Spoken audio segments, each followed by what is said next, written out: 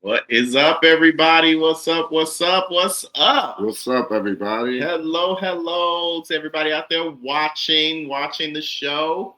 We are finally here. We made it. We made it. We had some technical difficulties, okay? Yes, very much technical difficulties. But we got it going and we got everything together. So we're going to do this today. We're going to do this today and today.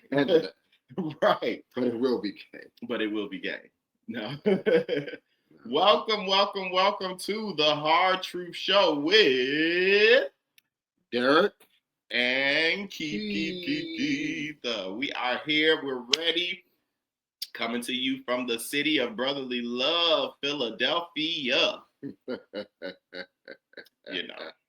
We have to say that aloud, So it could be true. Better than the old name. Trashadelphia. Right. We cleaned it up. Thank you very much. Shout out to the mayor. Shout out to the new mayor. Cleaning up the streets. Right. We are now back to the city of brotherly love. Clean brotherly love. Clean brotherly love. Not trash blowing through the wind brotherly love. That part. So yeah. But welcome to the Hard Truth Show. And we're going to get into it today. I know we've been waiting on this first episode. Well, here we are. We are ready to get into it. So do not forget to like and subscribe. And share. This recording, wherever you're looking at us at. Hopefully you made it to our YouTube channel. Like and subscribe to the YouTube channel. Share that out so other people can see what we got going, what we're talking about. Right. And don't forget, again, you can submit your questions, your topics, and your shoot the shot bravery to our email at questions@thehardtruthshow.com. All right. Questions again at thehardtruthshow.com. Amen. Let's get into it. So, what is the topic for today? Well, as we shared in our teaser a few weeks ago, the topic for today is we are not in a culture war, but we are in a class war. So we're going to get into it. We are not in a culture war, but we are in a class war. So I wanted to start off with what do we mean by culture war? So culture war is conflict between social groups over fundamental values, beliefs, and practices. So we're talking about when it comes to the culture, we're talking about all the things that you see people talk about and disagree on when it comes to our social groups, when it comes to morality, the fundamentals, the things that we do, religion, people clash and disagree on religious values and what that means to them and what everybody else should be doing. Beliefs and practices, we clash on all sorts of different things culturally, like, things that make us up, right? Right.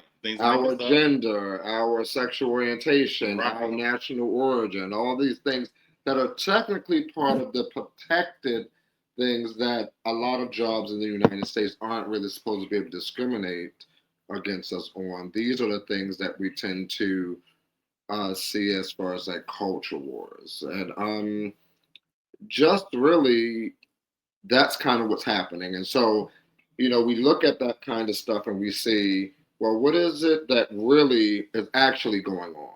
Exactly, because there's a whole lot of arguing, about, LGBTQ rights, about the DEI and practices and things of that nature in our schools, workplace, and things of that nature. There's all this talk. There was recently before Trump got in office, there was the whole push about abortion and revisiting abortion and Roe v. Wade, and of course when he got into office, that all happened, and there was a big all these rallies and things like that against against what took place with the Supreme Court with abortion. So that's another cultural thing. So you see all these cultural things in the news that seems to be what everybody's right about. Transgender rights. That's a big thing in the news now today about taking them out of sports, and they shouldn't be allowed to play in certain with girls are girls, boys are boys on that front. All of these different things.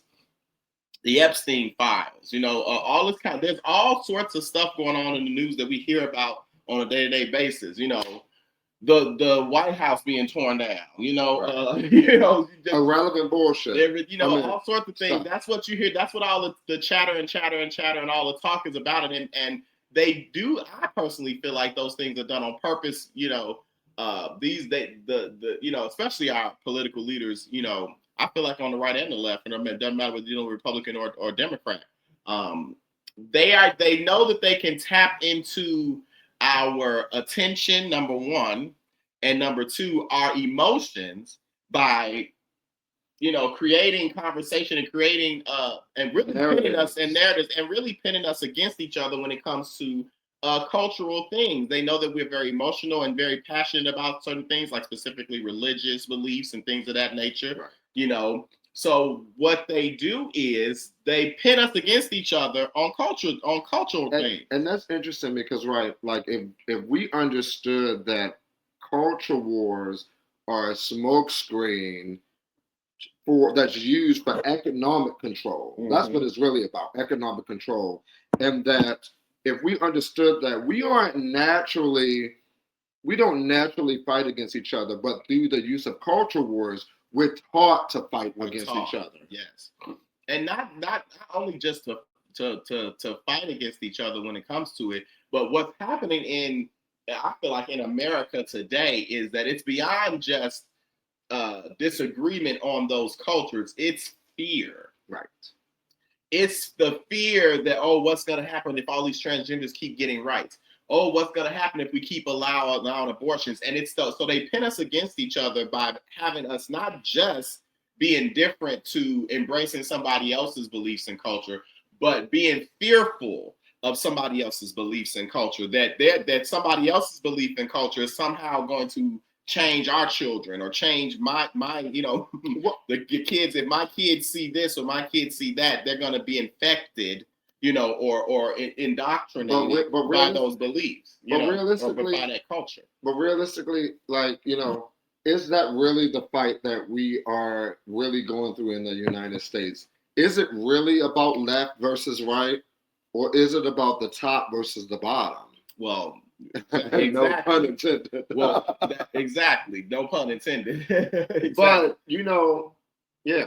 Well, that's what I feel like is taking place, is that the culture war is just a distraction. This is what they do to distract from what's actually happening on the underneath surface, right, which is the quiet part that we're saying out loud, which is that there's actually what we're fighting against is not culture. We're really fighting class. Class is the problem that we have. We don't, this is America. So everybody's cultural beliefs and culture within their life is acceptable. Whatever as long as it doesn't hurt, harm, or affect anybody under that can't fight for themselves, like children, disabled, things of that nature. Whatever your cultural beliefs are you should be allowed to believe. Whatever God you want to serve, whatever religion, all that kind of stuff you should be allowed to do. This is a free country in America. So why are we fighting over stuff that is a free act for us to do in America? We're not, but we're pinned against. We shouldn't be, I should say. We are, because we're being pinned against each other by these fears in our culture. But it's really only a distraction. It's a distraction from us seeing and not paying attention to the class war that is happening really underneath, that has us so up in arms and has us in such a bad place. So what's the class war? Well, I mean, at the end of the day, it's really a war between, the top 1% versus the bottom 90%. Like the top 1% Exactly. has more wealth than the bottom 90% combined. Come by. Things that would be part of this class war would be wage stagnation, housing, healthcare, and education costs being through the roof. Mm-hmm. Corporations holding power, more power a lot of times than many governments. As we've Yes. seen how they've even came through these billionaires and basically they can come and pick our government apart, which has done. The whole Doge thing was a fiasco that's happened. Uh-huh. Places like Amazon, having their, timed breaks and being able to outsource labor, but then blame it on, which would be the class war, because they want to be able to make as much money as they can, but blaming it on the immigrants why wages are the way they are, why there are no jobs. No, you want to make more money, so you're sitting out there, but you're making us fight this culture while saying you're blaming it on everybody else. Exactly. And not the actual people who are benefiting from it, because that's what you have to really think. When we are at odds, who benefits us being at odds from each other? Absolutely the rich. The rich, because guess what? If we are divided, means we're not fighting for fair wages. We're not fighting for fair housing costs, education costs. Like, these are the things that really matter to us, because those are the monetary things. Mm-hmm. Exactly. It's about power. It's absolutely about power. We were just talking about this earlier, actually. The culture war that's presented, that's presented for us to chew on. That's for us to chew on, so that we stay ignorant, so that we stay dumb to what actually is taking place and what actually is happening. All these things that you just spoke about with in regards to class are happening underneath the surface. They're happening with a blind eye. Some of them happening right out in front of us in plain sight, and we're not paying attention because we so worried about who having an abortion or not. Right. We so worried about who going into the bathroom or not, in the right bathroom or the wrong bathroom. We so worried, about all these other things, when really at the surface, we need to be worried about the laws and things that are being passed on the books that's continuing to keep us, as far as, as you just said, separate from the upper class, lower class, and that top 1% that continues, to get richer and richer and richer as we get poorer and poorer. That's what we need to be paying attention against. Right. That's what our laws need to be about. That's what our elections and things need to be about, is putting the right people in place that's going to fix or address this class divide that we have. The reality is that the rich are getting richer and the poor are getting poorer. And the middle class is becoming non-existent. It's stuck. It's stagnant. And we see how real quick. I looked at a poll the other day, or some statistics the other day about this. The upper class has increased by 78%. 78%, while the middle class has stayed stagnant and the lower class has stayed getting lower. It's over time, and this particular statistics was from 1971 on to now. And specifically, it said from 2011 to now, the top 1% has just shot up. So in the last 10 years, when we've gotten politically dumber, in my opinion, and gotten away from our values, we're no longer paying attention to what's really happening in the government, and we're just putting whoever's in there that we think is going to get us the most money. Right, because that's the reality. What were we hearing when all these people were switching over to Trump? Oh, he gonna make my pocketbook fatter. Oh, he gonna give me another check. Oh, this is always about money, and not about what actually is taking place. Not that money isn't an issue, money is, but at the end of the day, we have to talk about wealth and class over just what a small check that can be tangible in our hands. The reality is, the way laws and things are set up, and now I feel like under Trump, where all sorts of protections in those laws are being stripped away, this is allowing for the rich to get richer. You could see it when he got into office. What did you see? all the corporations and all of the major companies in America lining up to dole out money to Trump's inauguration, to dole out, money to and make deals with Trump. Why? Because they want to keep as much money in their pockets as possible. That part. And you don't see how that translates to class, but at the end of the day, these companies and these people who are at the top of these companies, Elon Musk and things of that nature, they are the 1%. They are the people that's controlling all the money. Not only are they the 1% that have all the money, they're the 1% that have all the jobs. And they're also getting the biggest tax break. And they're getting the biggest tax break. So while we're down here paying our fair share of taxes, some of us paying more than others, depending on whether you have kids and dependents and things of that nature that you can use on your taxes to offset that. Some of us are paying even more than that if you don't have those kind of things. Own a house, have kids, and things of that nature. We're paying our fair share, like I said, in some cases more, whereas the upper class or the upper class income, people who fit into that top tier, they're able to use the law and their businesses and things of that nature to not pay any taxes at all. Now, how is it you say in America that the people who make the most money pay no taxes if the people who make the least pay the most? Why? Why do you say? Because we allow it. And that is the basis for the class war.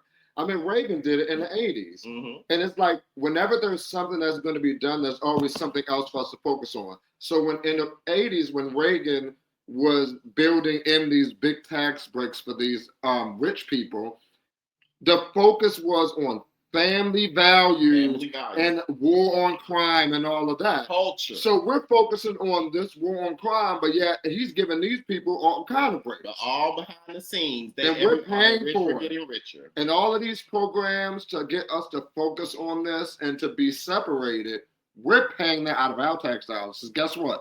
I find it so funny, even when they talk about like, the whole thing with welfare and EBT and how, my tax dollars. And I'm like, first of all, people are dumb because most people who get that assistance also work and pay taxes. Mm-hmm. And the reality of it is the biggest people who get handouts are the rich. Mm-hmm. That's why they get richer. Mm-hmm. When you can make $3 billion in a year, Google at one point, and not pay any taxes on a $3 billion, like no taxes. No taxes. Like how, like you can write asset income. How That's do you crazy. how do you not justify that as a handout? That's a handout. Literally. They want to talk about handouts, but these tax breaks are handouts too. They're just as much a handout as anything else. Literally. It's no different than food stamps, in my opinion. But that's what they want. If we can marginalize each other and focus on that. And really, in some cases, there are people to ascribe to, I can't wait till I get this amount of money so I don't have to, so I can use the loopholes. It's like, no, we need to realize that we as a people need to come together. We need to set our culture wars aside. And also our ignorance. Even doing like, integration, when one of the examples was pools were being, like white people were literally having pools filled and cemented, and they would rather not have access to more pools if it meant sharing them. Mm-hmm. And it's like, what type of mentality is that? Who benefits from that? Exactly. Nobody benefits from that. Nobody. It's the same way with so many different things. So, there's a reason we don't have universal health care. It's because we are afraid of who is going to benefit from that we think is undeserving because of cultural differences. Right. But the reality underneath is the top 1% don't want universal health care because they won't benefit. Why? Because the healthcare system will be gone. The money that's made in the healthcare system with insurance and things of that nature will go. Really? And they don't want that. It's billions and billions of dollars of companies, and there are many, many, many families who have built their wealth off of the broken healthcare system that we have. Literally. So they don't want that shit to go away. They want to keep us sick. They want to keep us on healthcare that costs us extreme amounts of money so that they can continue to pocket the billions and billions of dollars that they have. This is not a culture thing. This is all about class. This is all about war. This is all about class. Literally. They make it in their narrative and in things they say about culture, like we said earlier, so that it can continue to keep us divided. Number one. Number two, dumb. dumb. Why? Because all of this, whether we want to admit it or not, we want to walk around here and say, oh, ain't nothing we can do and this is that and the other. No, yes, there is. The power is in the people. But the people are too dumb to understand that the power is in the people. That if we would just get on one accord, and that's what the beauty of the United States is. You don't have to get on one accord. Just get on one accord with with the United States. You don't have to get on the whole. All of us as a country don't have to collectively be on the same point. But all of us in our communities can be. Literally. We can be on the one accord in our community. So in our states, in our congressional districts, in our Senate districts, we need to figure out what it is that we want to see out of our lawmakers, and we need to get on one accord and vote for the lawmakers that we need in that's going to do and address these issues in the way that they're supposed to be. But we have not held lawmakers to account. We only do this is what we do best when elections come around. We listen to what people say and we just go with whoever we think, everybody's talking about is the best. We never research what they actually are going to do. We never research what their actual intentions are and what their track records are, especially the ones that we already put in office. We don't come back and reevaluate. We just leave them in office and let them sit there for decades upon decades, whether they're doing a good job or not. And let's look at healthcare specifically, because I know there's a lot of people out here who think, well, I'm not on welfare.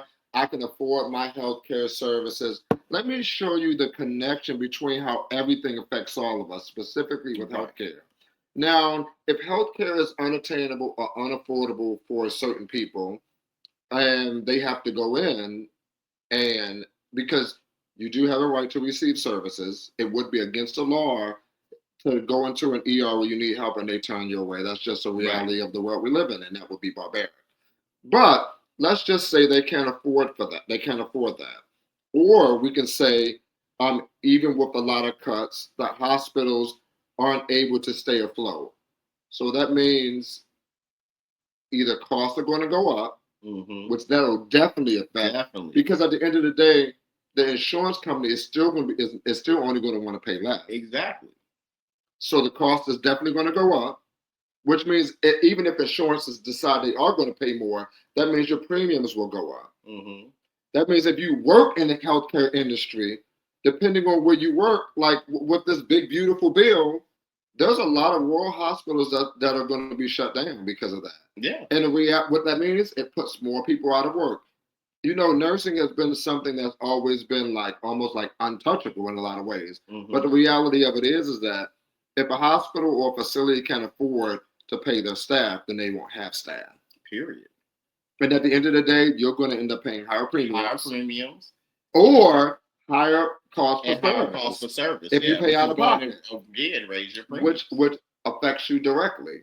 And the reality of it is, some people, I think sometimes it can be hard to differentiate. Well, what are some things? So when you're voting for someone, or when you're trying to figure out what are the difference between things that are actual class issues, right? So, and I'm gonna do a compare and contrast. Things that want to be on the hot list for actual class issues would be outsourcing jobs by companies, wage stagnation, healthcare crisis, billionaire tax avoidance, and housing crisis.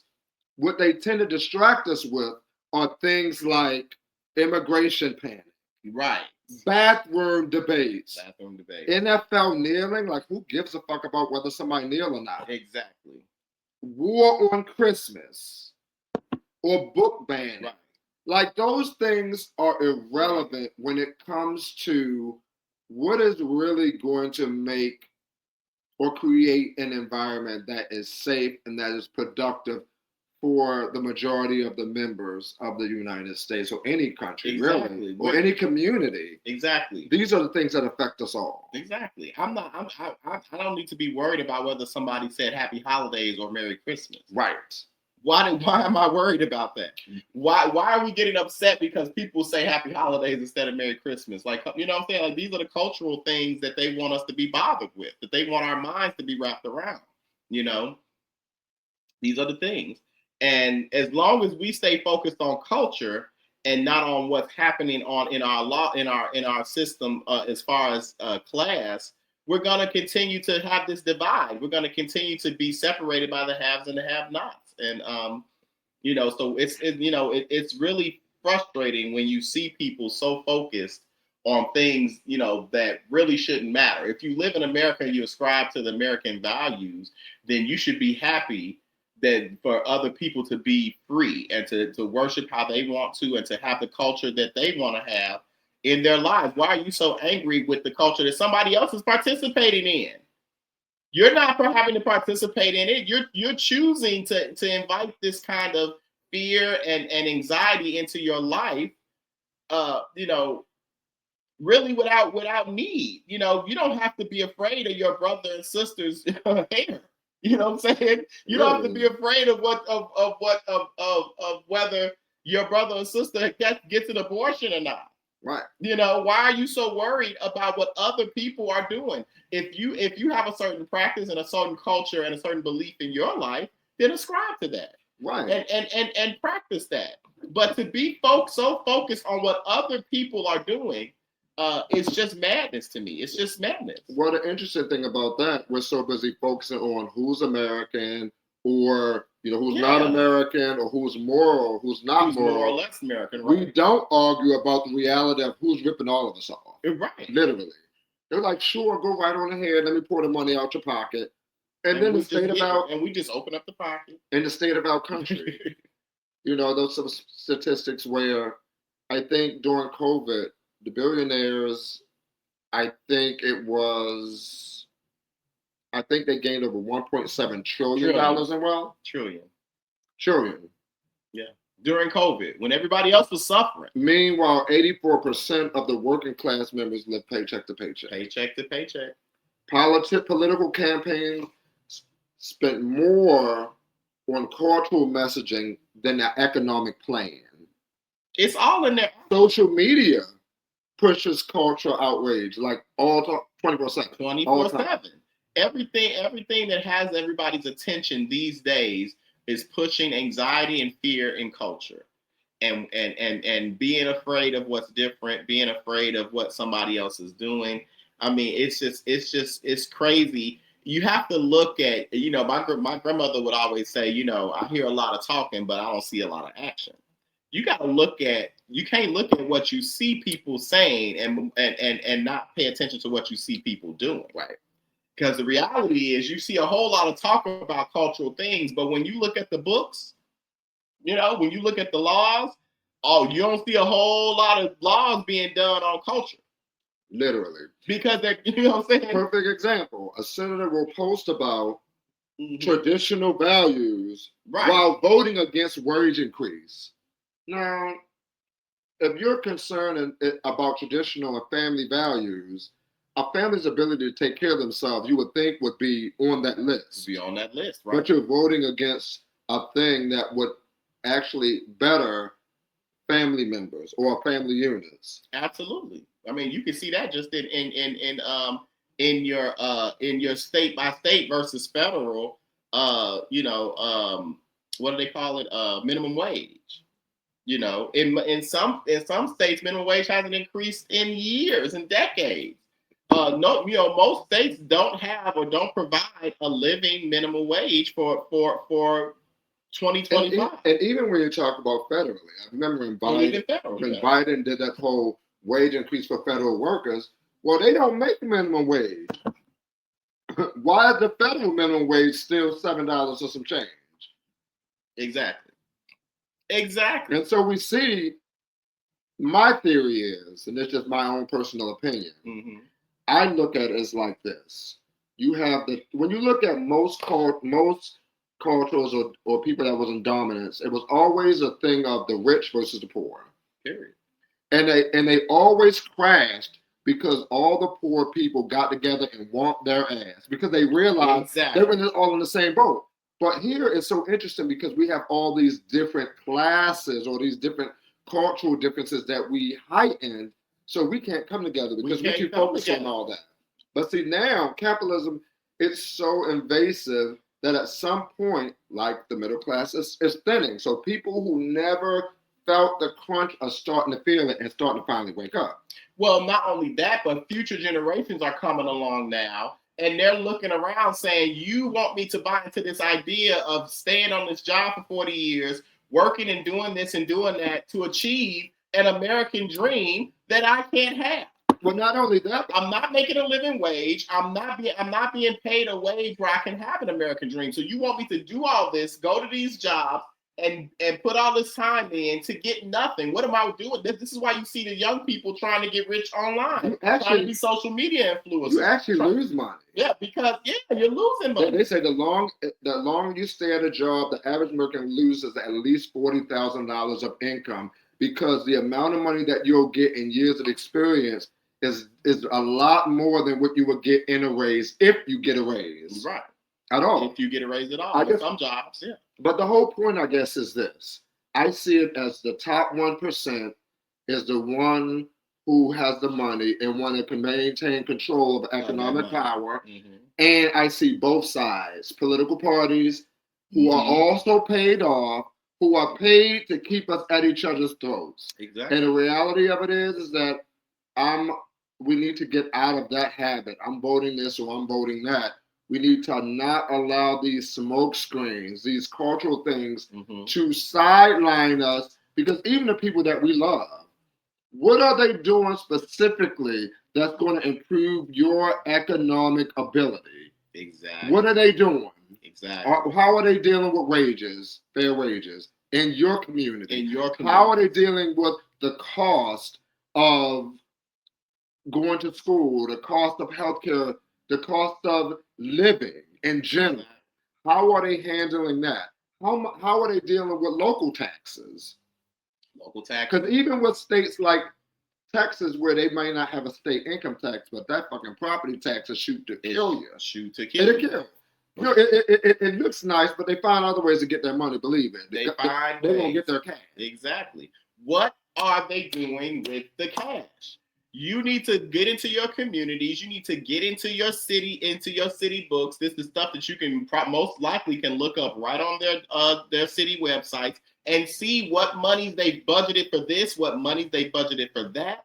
And you need to start voting for the people that are going to address those issues. And really think about local voting. Local voting is so important for the president and all this other stuff. But if you really want to see change in your community, it's the local votes. It's local votes. It's the one that just happened in November where there was no president on the ballot. It was the commissioners, the commissioners, the trustees, the school board people. These are all people that control the things. Like when we talk about the district attorneys, all of that, that control all the small things. Right, district attorneys. When it comes to prosecutions, police chiefs, things of that nature. These are all the smaller elections that happen on the off years of presidential elections that nobody attends. Do you think it's a coincidence that these elections do not happen during the presidential elections? They don't happen on purpose during that time because they don't want you to vote for the positions that matter. They want you to focus on the big shiny object over here. Look at the president, vote for the president, when the president ain't controlling nothing at your local level. Right.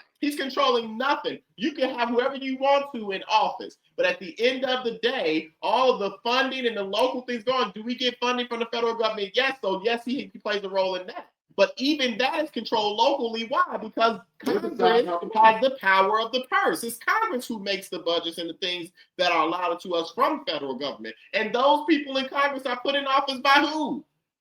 Us, right? So the power is all in us. We just won't use it. Yeah. We have to speak up. We have to do our research. We have to quit saying that our vote doesn't matter, when the reality is our vote doesn't matter was started by some politician probably in order to keep us all from voting. Right. Because the truth is our vote is everything. Every person vote matters. People will say, well, I'm a Democrat and I live in a Republican county. Well, guess what? Your vote still matters. Because if you get out there and start voting more, start getting the people around you to vote, you'll find like-minded individuals just like you. And you can boost that Democratic vote in that area. Everybody's vote is important. And people and that's what you have to understand, whether you're a Democrat or Republican or whatever you call yourself, hopefully, most people are not ignorant of when they hear something that they will benefit from. Exactly. Because at the end of the day, if you are poor, it doesn't matter who you vote for. You, I'm sure, are interested in anything that's going to help to increase your economic status. Yes, period. Period. I just refuse to. And if you aren't that way, Yeah. then I don't know. It doesn't. That doesn't make any logical sense. Your But mother most should have people are that swallowed way. or something, or Right. spit, or spit, because that you doesn't should make any sense. Anybody not who's going to know. want to increase their own economic plight. So I think that in the end, people are willing to hear things that are going to increase that. The problem is that we have to find ways now, because it's so divisive in our community right now, and in our communities, and in our political form, on our media platforms and all that. We have to start holding these people accountable for what they say, for what they do, for the laws that they make, and for all of these things, because right now we just put people in position and we just let them have reign. We don't ever come back and say, okay, did you do what we asked you to do? Hold them accountable. You got to hold them accountable. You got to start paying attention to once somebody gets in office in your systems, in your communities, whether it's school board, whatever, all the way up to mayor and congressmen and senators. You have to start holding them accountable. You do that by community organization. People want to laugh at community organizers. They used to laugh at Obama when he was running that he was a community organizer. But he's a community organizer because that's how you get shit done. That is how you get the people in office that you want in office. You got to organize the goddamn community. And if you really want to know what people are really doing, whenever you see in the media some big thing like abortion or something really big going on, always look and see, well, what are all the other things that is actually happening? Why is that? It's something that, like, even with the Epstein files, they've used that as a means to distract us from all the other bills and legislation that people want to push through. The war that's getting ready to take place in Venezuela. That whole time that we've been talking about the Epstein files, Trump has been quietly moving all of our naval ships into the Caribbean Sea, and now he's talking about some type of attack. So all that whole time that everybody was focused on the Epstein files and whether they were going to get released or not, that's what was happening in the background. And that's why he didn't quietly making these partnerships with other countries to give them money when we don't even have, when we're all struggling to pay what we're paying over here. We in all this debt, but we giving money to other countries. Like, come on now. And not to the make people, it make sense. And not to the people that actually invest back in their own company. Exactly. And he seems to be destroying those partnerships, the people who actually do contribute to our society and to our environment and to those things. He's destroying those partnerships. Right. So make it make sense. You got to pay attention to the right things. I know that it may bother you that about certain cultural things, relates to abortions, transgender, and things of that nature. But at the end of the day, get out of other folks' bedrooms, get out of other folks' lives. Long as your life is what you want it to be, that's all that should matter to you. And what should matter more to you is whether you're able to have the life that you want to have. If you're able to financially provide for the things that you want to do in life, for your children, for your spouse and all those things, that should be what's most important. And if that's not important to you, then what, you can't make somebody else's culture and what somebody else is doing in their bedroom or in their lives or in their churches, you're more important to you than your own economic plight. Which is really going to have a larger impact on your children in their future, as opposed to what somebody else is doing in their bedroom. Because here's the deal.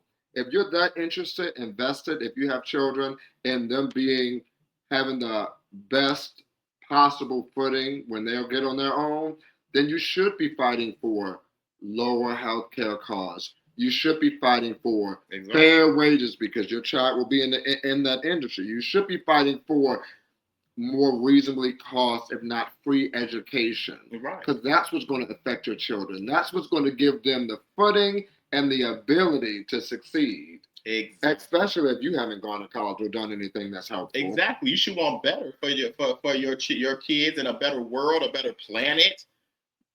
And things of that nature for your kids and the kids of tomorrow. That should be important. That should be what's at stake here. Are we creating a future that our kids and the next generation can take the helm and continue on with? Like, I don't think we are, and especially when it comes to wages and things of that nature. I think that's the reason why you see such a focus on social media with our young people, because they ain't trying to hear that bullshit. They ain't trying to. They looking at us struggling. They looking at us living paycheck to paycheck. They looking at us, having been on these jobs 20, 30, and 40 years and still hollering the same issues with money, still hollering the same issues with our jobs and our wages and things. They ain't trying to be a part. What is inviting to them And about they ain't that? trying to be gaslit and believing that's the way it's supposed to be. And You they ain't work your gotta be way up gaslit. when the Yeah. reality of it is we see That that it it's doesn't not work. that is not working your It's way a up. broken system. They don't want to subscribe to that. So people are mad that kids and these days are so obsessed with social media when we're pushing them to it. And if you a fighter, We're pushing because them that's to some it. of y'all motherfuckers that just like to fight, that's fine. But at least include the important shit if you're Right. gonna If fight. you're gonna fight about something, fight about the important stuff too. Fight for the wages. Fight For the wages. things that have an impact on the social economics of your community. Yes. Because at the end of the day, if we're all eating, we'll all get healthy and we'll all grow together. Exactly. Period. Period. And we all know what it is right now. We know where we stand right now. Right now, the rich are rich and the poor is poor. So, it's not that saying of there's nowhere else to go but up, because we know that ain't true either. You can go down to the lava and the pits, baby.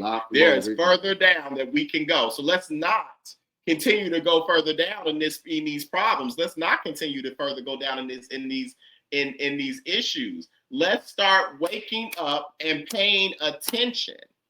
We have got to pay attention to what the hell is going on, and we have got to start getting in our communities. This is the real culture thing that needs to be happening, not what we're hearing in the news and stuff like that. We all need to be participating more in our communities physically, getting to know one another, our neighbors that we say we don't like, actually doing that kind of work, because just because I may not like you don't mean I don't need to know you. That doesn't mean I don't need to know what the problems that you have and the problems that are existing for my neighbor and my community and the things that are going on in my community, so that we can work to fix them.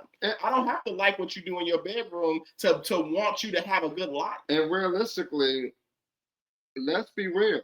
A lot of us who don't like certain people, especially when we haven't even had an appropriate level of interaction with them people, is based out of ignorance. It's based out of ignorance. It's based out of ignorance. It's not based out of this third eye or sixth eye, bitch. No, you may got a lazy eye, but no, it's based out of stupidity. Bring that eye back on over. Bring it over. But at the end of the day, when it comes to like culture wars, right? Mm-hmm. They do not create economic inequality, but they will conceal it. Mm-hmm.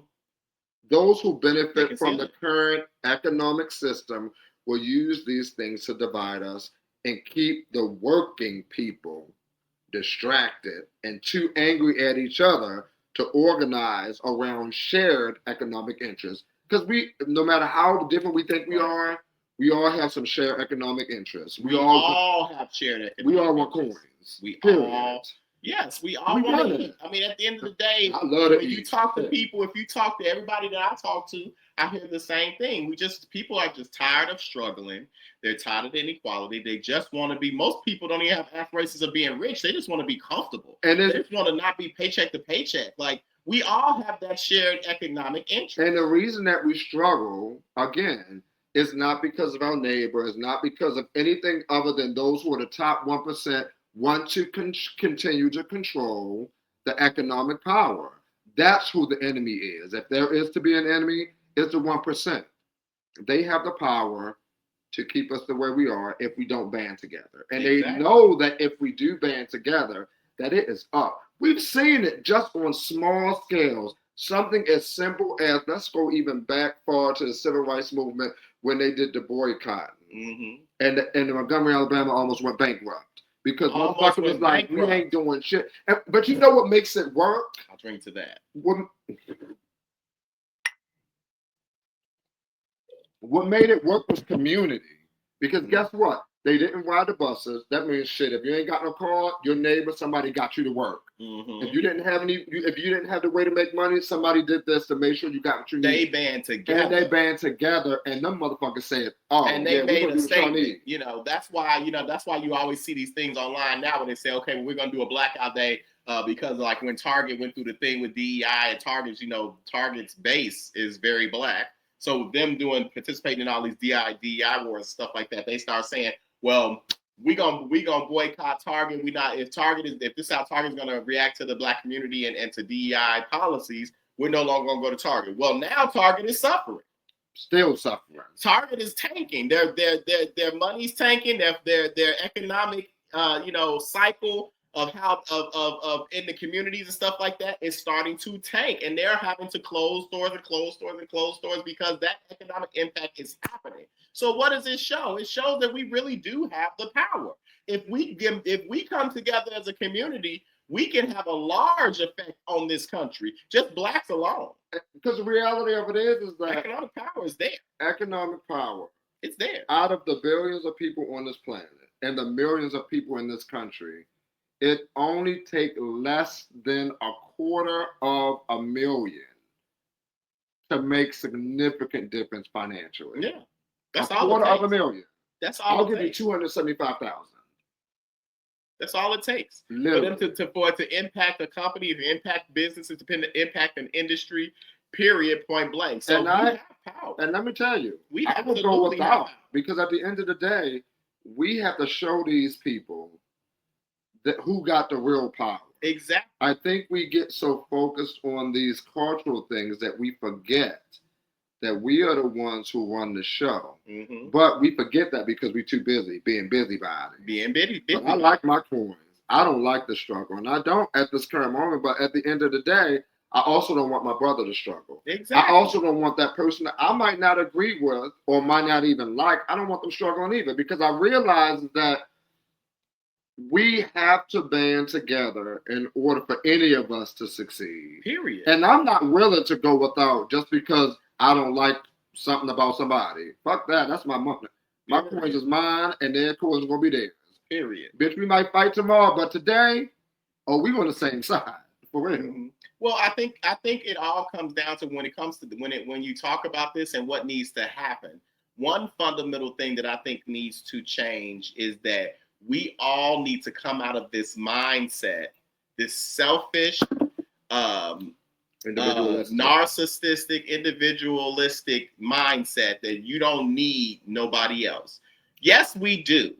Nobody has gotten to any place of greatness without the help of somebody else. Right. Period, point blank. You may not, I don't need you in my house. I don't need you in my relationship. I don't need you in my finances. But as a community, we need each other because we're all in this damn community. What each of us do in this community matters. So we need each other in many, many ways than we realize. And I think that this culture that we've created nowadays of only focusing on ourselves, only focusing about what we need to do and what, and not having to care or having any kind of worry or care about anybody else is just a false narrative, and it just divides us even further. But that's the whole point.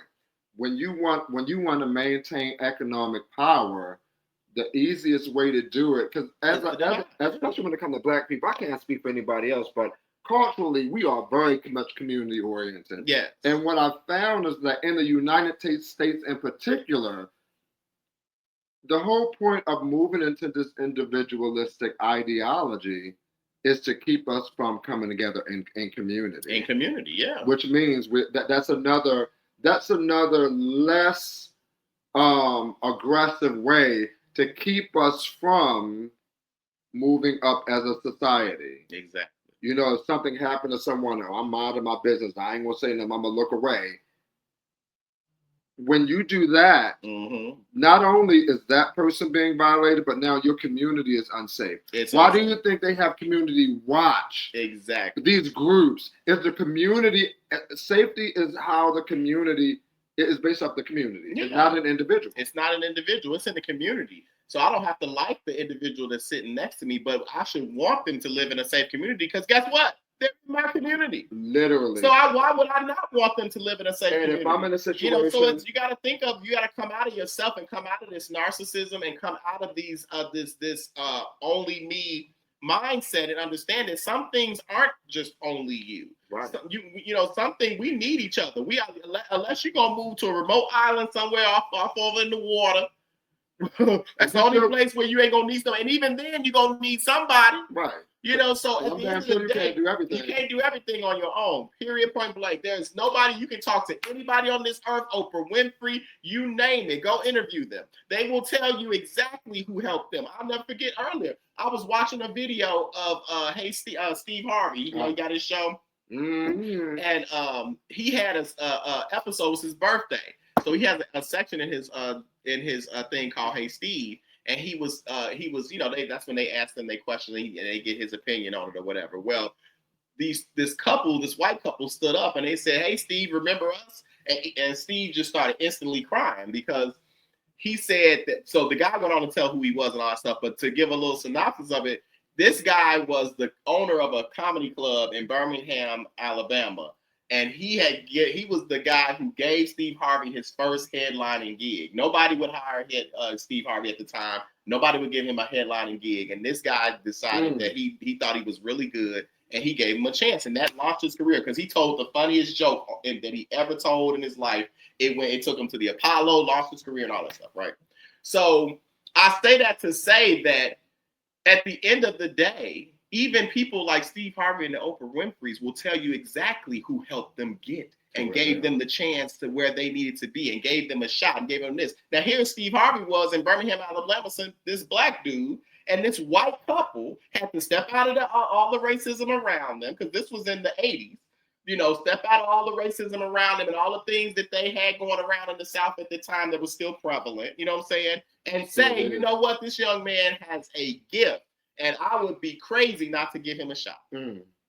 It's going to take us to step outside of ourselves and say, hey, there's people around me that can benefit from my knowledge, that can benefit from my services, that can benefit. The person next door to me is struggling and I don't even know it. Right. You know, there's just so much more to care about than the things that divide us. And I think that that's what we need to understand, is that there's more that connects us than divides us. And let's be real, it's exhausting. Thinking about all the shit that it is exhausting. I got time for that. Like, it's so much easier to err on the side of good and being good back to someone. Yeah. Because at the end of the day, it will come back. We live in a community. And it will come back. It's going to come back to you just on karma, whatever you want to believe that's called, karma, luck, community. Whatever. It's going to come back to you. When you help others, it comes back to you, period. I say this to people, to anybody that I talk to, counsel, all that kind of shit. Any seed that you sow into the ground, whatever you putting out into the world is a seed that sows into the ground. Now, if that's a good seed, you're going to reap a good harvest. If it's not a good seed, then you won't reap a good harvest. Right. So you have to remember that everything that you do, it comes back to you. Literally everything. Everything you do, it comes back to you. So you have to be willing to put good seed out there. If you want your community to change, you want things to be better around you, get in the community. I mean, not to be tried. You can't ignore. Right. You have to be the change that you want. You got to be the change that you want to see. Nobody has the courage or the strength or or even the desire anymore to deal with their neighbor or to hear their neighbor's plight. They don't care. It's like, if it ain't making me money, then it don't make sense. Well, guess what? In the end, your neighbor doing better, your neighbor and our communities being better does make you more money. It does make more sense for you. It does, especially property value. Especially property value. Especially. So, at the end of the day, you have to be able to step outside of yourself and be able to say, yes, I'm going to care about my neighbor. Yes, I'm going to care about what's going on around me. Yes, I'm going to care if I see my neighbor struggling. What can I do to help them? Maybe I can't give them money. Maybe I can't give them this or that. But maybe I know somebody, or I know of a place where they can get food. Maybe I know of a place that has the services that they need. You know what I'm saying? So there's things that you can do. There's help out there, and we can always be of help to each other. And that creates community, that creates a better environment, and that puts us all in together in a place where we're not focused on the culture around us anymore. We can see the plight of the class issue that's happening. We can then see the actual physical problems, money, this and that, and the third, services and things that's happening in our community, and vote to change that. So, When they come sweeping around your neighborhoods now saying that they want your vote, you need to start gathering and having meetings on the people on the block saying who we voting for. What do we want, and who are we gonna vote in to give us what we want? And make your demands known. And make them known. When these politicians, that's what make them work for their money. Make them work. These politicians, believe it or not, they're not talking hyperbole when they come on TV and say my community saying this, my community saying that. They're having the community town halls. They're coming knocking on doors, getting these signatures. They can't get in office without these signatures. So what are y'all doing when they come knock on your door? Are you really telling them what's wrong and the issues that you're having? Are you really telling them the things that are taking place in your community that you want to see fixed? Are you really doing that? Because if you're not, then it's a wasted opportunity. If you have a politician in front of you, you should be addressing those issues. You should be at the town halls. You should be going to the school board meetings, whether you have kids or not. So that you put the right people in place that's going to create the future and the city that you want to live in. Right. So what would you say? And ultimately, it's going to address the issues of class. Well, yeah, definitely that. Because the better people that you put in place that's going to address the community issues, then you're going to start working. They're going to start to be able to work on the issues of wages and things of that nature that are dividing us, and put in place the laws that need to be put in place so that the millionaires and the people at the top pay their fair share. We're not asking millionaires and billionaires to give their money to the poor because they're rich. We're just asking you to pay your fucking fair share. Just pay your taxes. This is not Robin Hood, Prince of Thieves. We're not saying take money from the rich to give to the poor. We're taking money from the rich now and giving it to the poor because that's what the fuck you got to do to make it now. But the idea that the rich pay their fair share of taxes is not taking from them to give to us. That's having them pay their fair share. But realistically speaking, I mean, even more than that, I mean, the reason they are rich is because they exploit. Because they're not paying their fair share. But they're also exploiting as far as not paying fair wages and things like that. So, but that's that too. That's another part that of too. that's another dynamic. Making them pay a living wage. All those things happen at the cellular level or at the legislative level. That happens with our congressmen, which happens with our local elections that do not happen usually on the presidential year. So you got to get into these years when the president is not being voted for and vote on those years as well. You got to start talking to your congressmen and things. If you have issues that you see in your community, call them up and leave them a message and let them know. They need to hear these things because the more they hear, the more they act, because they know they can't get elected without you. But they also know that right now you don't give a damn what they do. So they're not doing anything that's benefiting you. So you got to force them to. So would you say you have any closing remarks? No, to me, that is the closing remark. Stop not caring about your brother and sister. Stop not caring about the plight of other people. Stop saying, I'm just going to focus on me, because we all need each other and we need to live in a community that works for us. We need to live in a community that works for our young people, and that's going to take us all getting in there and paying attention to one another, caring about each other past our cultural differences. We have to care for each other past our cultural differences, because it doesn't matter culturally what you're doing and I'm doing, because that's our personal life. That's our personal choices. Yeah. We have to care about how are we living. We have to care about how do each one of us have the great opportunity that America is supposed to provide to us.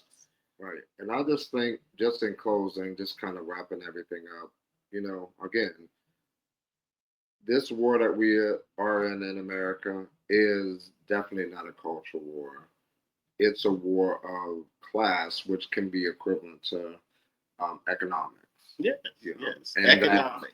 Until we learn or take a moment to stop fighting each other and begin to fight together, that is when real change will happen. Exactly. The power is in the people. Power to the people. So that's what we have for y'all today. We hope that you enjoyed what we talked about. We hope you take in everything we said, think about it. Hopefully it creates a moment for you to have other conversations within your families, within your communities, within the social groups that you participate in. Don't keep this to yourself. You know, have the tough conversations. Talk about the issues. Talk about this in the way that it needs to be talked about, so you can have the change and see the things around you change in the way that you want them to. So we are happy that you joined us, though, today. Glad y'all came in. Don't forget, listen, there are much more to talk about out here. Much more to talk about. There are things we need to discuss. And if you have something that you want us to discuss that you've noticed, that you want us to share the quiet part out loud about, please make sure that you submit that to us. You can submit it at our email address, which is questions@thehardtruthshow.com. Make sure you use that. If you have any topics, any questions about what we said, or anything that we did, you can put them in there as well. And then on top of that, if you have anything for your shoot your shot. So once again, we are going to create a section. We're having this section at the end that's going to be called Shoot Your Shot. This is where if you have something that you want us to, you want to hear our hard truth about, you can put it there. Or if it's something that you recently found the hard truth on that you want to share with everybody, you can submit it there.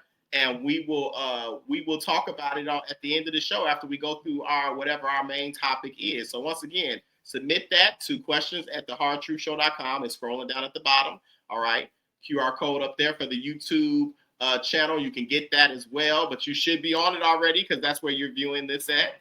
But come back next week. We're going to be coming back with a new topic and a new discussion on the things that's out here, saying the hard truth. The quiet part out loud. You need to come on and continue to sit by us so that we can talk about it and get into it, right? So let's get into it. That is our show for today. And we're going to end the day. Since it's our first episode, we got us some cake. Amen. And some, yours is what? Cheesecake? Oh, yeah. Cheesecake. I got red velvet cake. That was a whole show on that. That's the reason why I didn't get red velvet. Right. I couldn't resist. It's just chocolate cake, y'all. We get so excited about red velvet. It's really just chocolate cake with some red dye. But anyway, it's the whipped cream. It's the whipped buttercream that I love. For me. Yes, it's the buttercream for me. So we're going to have a bite. This is like a banana pudding cheesecake. No, they ain't. Well, it's got chestnut cookie on top. They ain't shit. Banana pudding cheesecake. I asked for it. Anyway, it's still good. Right. You like, I didn't ask for that, but it's still good. Period. Anyway, one more bite. I ain't got to tell y'all about red velvet. Y'all know how it tastes. This is Darren. And this is Keith. And we up out of this piece. Signing off. We'll see you guys next time. Again, like, subscribe, and share. And we'll come back next week with a new topic and a new discussion. Peace.